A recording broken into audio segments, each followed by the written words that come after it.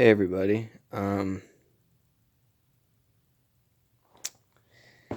This is just about a dream that I had last night where I had arrived at the inside of this building, which I had not seen the outside of, and it it looked like the inside of a hospital. And there was these really tall people all around me, all male, no females. And I arrived there with I think at least 3 or 4 other people. One of them was a female, one of them was a male, and maybe it was just 2 other people. I think maybe it was just 2 other people. And there was a lot of it I don't remember. There was a lot of us being rushed around into different rooms, waiting for different things.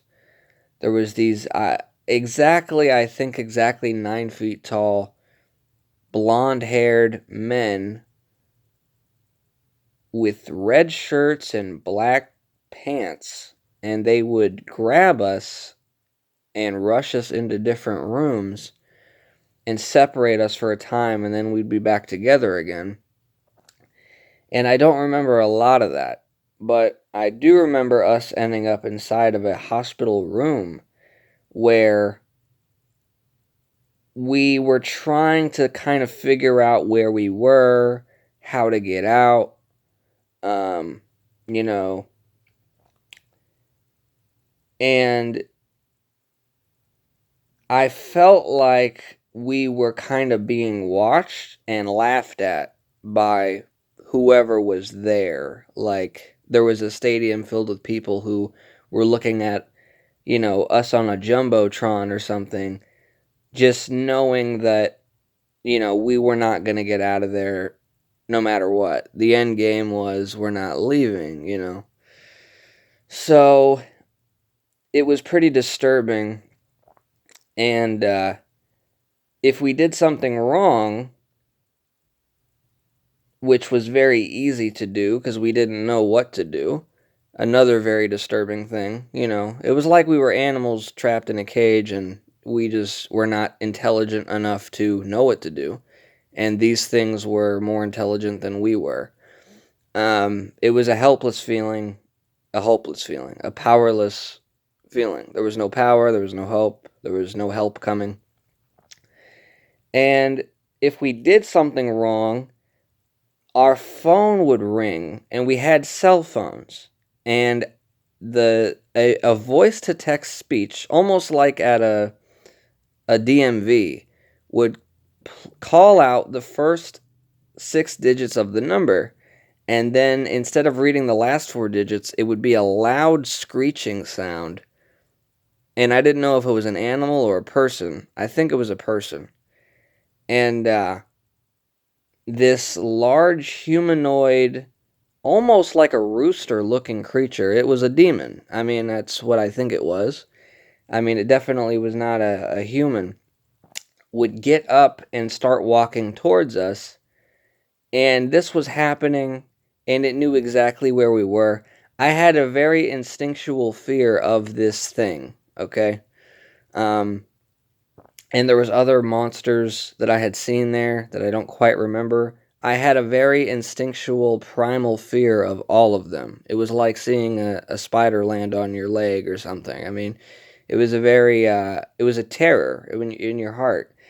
And every time we did something wrong and the phone would ring and it would call out that screech, this thing would walk towards wherever room we were at. And it would grab us and put us in this, it would grab one of us and put them in this black container and sealed it shut.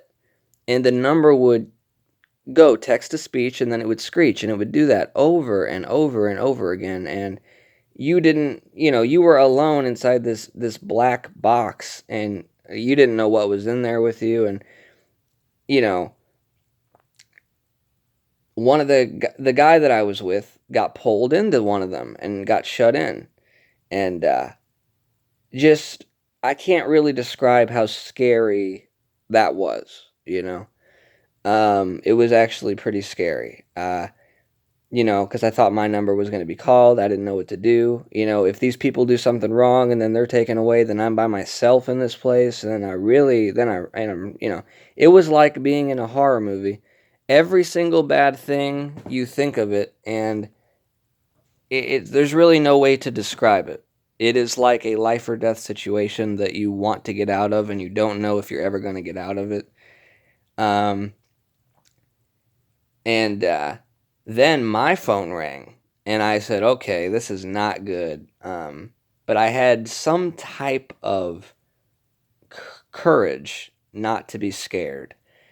But they didn't take me. They took the girl that I was with, who looked very tormented. She looked like she was gothic. She had long, which, not to say that all gothic people are tormented, but she just looked tormented. And she had long black hair and was wearing all black, and she was, a teenager. And they took her instead of me as almost like a sick joke to her. And I just knew, looking back on it now, man, she's going to get it real bad. And I didn't see what happened to her, but I just knew as long as she's in this place, which is forever, they're going to be giving it to her, maybe the worst. And it was really horrible to know that. And there was this, again, a 9 foot tall, blonde haired man, red shirt, black pants, who had a very solid, kind of cold, stiff face, that was kind of demonic. I knew that he had sharp teeth. I knew that his eyes were slit. I knew that he had shadows within the bags of his eyes. I knew what he looked like without looking at him, okay? And I was so scared of him that I turned the lights on in the hallway before going through it. And then he turned the lights back off because there was a light switch on the other side. And he said something along the lines of, "We don't do lights here," or, "There's no lights here." And he was being, aggressive with me, just like a bully, like somebody who had it in for you and you were about to get it. And it was it was scary. I didn't know what was going to happen, but I had some level of courage. I kind of knew that I was going to be okay to an extent. And I ended up in this showroom with people who were talking about sexual things, things that they were like almost shaming me. They looked like people I know that are not dead. People who you would never want to have a sexual conversation with. It would just be awkward. And they were there. But I knew that it wasn't really them, but it looked just like them. And they wanted me to think it was them. And they started saying things about me that only I would know. And they were sexual things. And they were trying to make me feel ashamed of the things that I had done. And they were going into detail. Whenever someone says something detailed to you, almost like a very purposely made phrase, just for you, you always have a hard time with it. How were they able to say something so perfect to make me feel just the way they wanted to make me feel? And and then I got rushed around. I was put on a chair with wheels, and I was pushed to the front. It was like a front desk. And this person at the front desk was like, hey, this place isn't so bad. This place isn't that bad. Like, look over there. Those people are laughing. And there was these two really tall men, probably about, maybe these people were a little shorter. Maybe these people were about 7 feet tall. And they were just laughing at each other. And they were doing surgery on somebody. And I knew that, this was not a good place. People were not being helped. People were being hurt here. And I tried to tell him, like, no, you don't know what's going on here. Like, this is not a good place. Like, I'm trying to tell you, like, it was like a horror movie, okay? And then my phone rang again. And this was the scariest part. It read, I didn't know what the area code was. It was some country code. And it said 444, and then it screeched. It said 444, and then it screeched really loud, like just like it had been doing. And I was so tormented by this sound that I covered up my phone and I reeled back, and I was like so scared. Um, I was so scared. I thought maybe I'm not getting out of here. Maybe they're just pulling a joke on me. Maybe this is another joke, you know. Um, and the number was from Uganda. It was from the Uganda, Africa, a place in Africa. And I was like, man, that's so weird. What does that mean? And I woke up very scared. I thought maybe I was still there. Like, I had a hard time believing that I was out of there. I thought my bedroom was fake. I thought that I was still in this place. And I had to look behind me and I heard noises and it was not fun, okay? Um and so this was a very scary dream that I had, and I just want to let everybody know how scary it was. It was a nightmare, and it was definitely not easy to live through. It was scary. I wish I remembered more of it, but I have a feeling the only reason I didn't was because it was so scary that I didn't want to remember it. Um, yeah, there was just a feeling of just whatever that feeling is when you get when you listen to an old song, or that feeling of loneliness that you kind of don't know where it leads. This was the epitome of that feeling. Like, you're there and there was no hope. There was no love. Nobody loved you. Nobody cared about you. People were very scared. People were helpless. People had no power there. Um, and it was just a feeling of constant terror that became scarier and scarier and scarier. And you know that you're being laughed at. It's a very heartbreaking feeling because you know that you're being laughed at. It's almost like watching an animal be abused, but you're the animal. And um, if you've ever seen a person be put against their will of something much bigger and greater than they are and smarter than they are, that's exactly what it's like. It's like watching an animal be tortured. You have no power. You don't know as much as they know, and it's pretty scary. All right, so that was the nightmare that I had where I was in hell. All right. Um, this was I knew that this was hell, okay? This was a part of hell, and I could see how big hell was. I could see there was like large black spaces in between each place. This was a big place, okay? I didn't feel temperature. I didn't feel if it was hot or cold. Um I just knew that there was things there that had been going on for a long time. It was its own world underneath of the earth. It was in the earth, and people were being tortured there. And I just wish I could describe the amount of terror that I could have put into that because it was scary. I mean, if you've watched Saw, if you've watched Hostel, if you watched House of Wax, or any horror movie, it was like those movies. These people were being tortured. They were being, there was a lot of fear mongering, and it was real. There was nothing fake about it. And it felt very real, okay? Um, and it was one of the scariest dreams I've ever had in my entire life, okay? Um, and there was no way out of this place.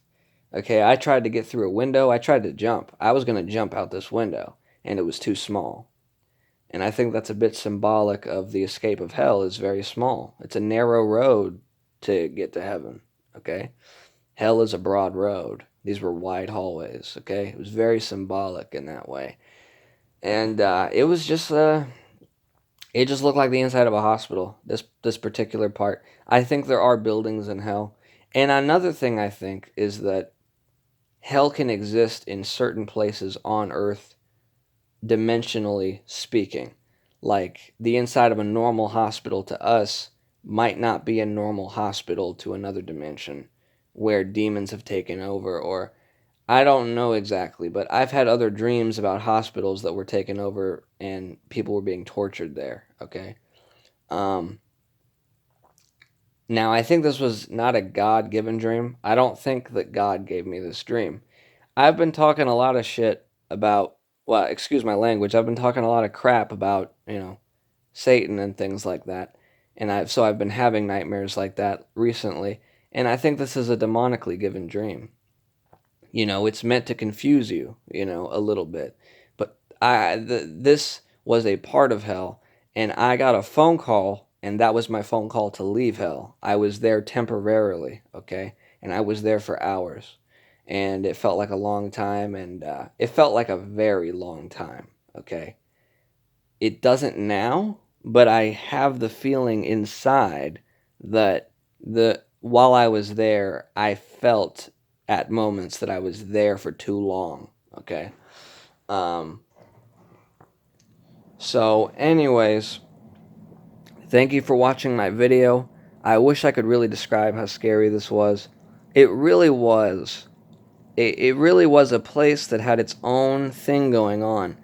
It was like being in another. It was one of the reasons why it was so scary was because it was like another world. It was like this place has no regard for the top of Earth. On land, when you're above the earth, is nothing like it is down there. Phone numbers don't mean the same thing. Nothing means the same thing. These demons and fallen angels have their own world where they do their own thing, and they have no regard for what life is like above the earth.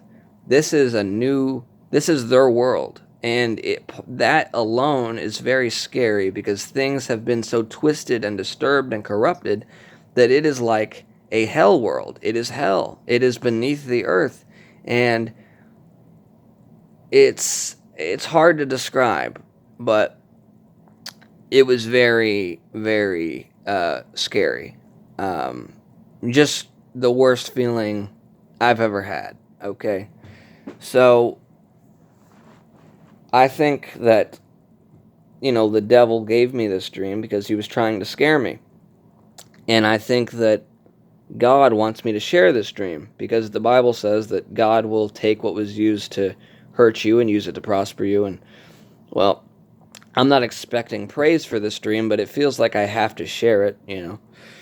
Anyways, I love you guys, and I'll see you guys in the next video. And hell is real. It's a real place. You do not want to go there. And I don't care what any preacher says. Nobody that wants to be there, nobody that's there wants to be there. Nobody wants to be there. All right? As soon as you're there, you want to leave. It is a scary feeling, okay? You want to get out of there. There is no pleasure. There is only pain and torment in hell, okay? I didn't see any sex going on. I didn't see any drugs. I didn't see any partying. It was people at the mercy of whatever these things wanted to do to them, okay? They were the ones having fun, not the people, okay? And they were having fun doing it too, which is another very disturbing thing. They're like psychopaths, but spiritual psychopaths. If you could put a camera down deep enough into the earth, you would see these things going on, okay? I am serious. This is a real place. If that camera didn't melt, if you could get a microphone down there and you could get some type of light that wouldn't be absorbed by the amount of blackness, you would be able to see in real time people being tortured by these things, okay? If these things ever got on the top of the earth, it would be a disaster, all right? If they somehow got above the earth, it would be tremendously excruciating for everybody, okay? They are quarantined where they belong, all right? And there was things crawling on the walls, and it was very scary. But I've said that enough. Anyways, I love you guys, and I'll see you guys in the next video. I'll be back in a flash. Thank you for watching. Or listening.